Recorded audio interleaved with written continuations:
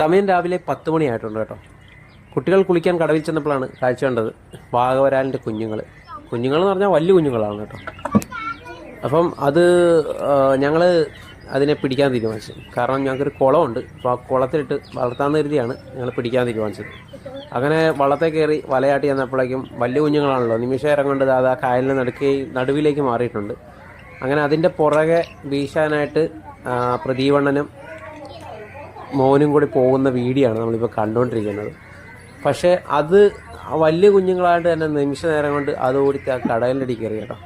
പക്ഷെ ഞങ്ങൾ കുറച്ച് നേരം അങ്ങനെ അവർ നോക്കിയിരുന്നു, വള്ളത്തെ ഇറങ്ങി വരുവാണെങ്കിൽ വീശാമെന്ന് കരുതി. പക്ഷെ അത് ആ കടലിൻ്റെ ഇടയിലേക്ക് കയറി, ആ കടൽ നല്ല വലിയൊരു കൂട്ടമാണ്, അതുകൊണ്ട് തന്നെ അതിൻ്റെ ഉള്ളിലേക്ക് കയറി പോയിട്ടുണ്ട്. പിന്നെ കുറേ നേരം നോക്കിയെന്തെങ്കിലും തിരിച്ചു കിട്ടില്ല. ശരിക്കും പറഞ്ഞാൽ ആ കടലിൽ നമുക്ക് വീശിയെടുക്കാൻ പറ്റുന്നൊരു സാഹചര്യമായിരുന്നു.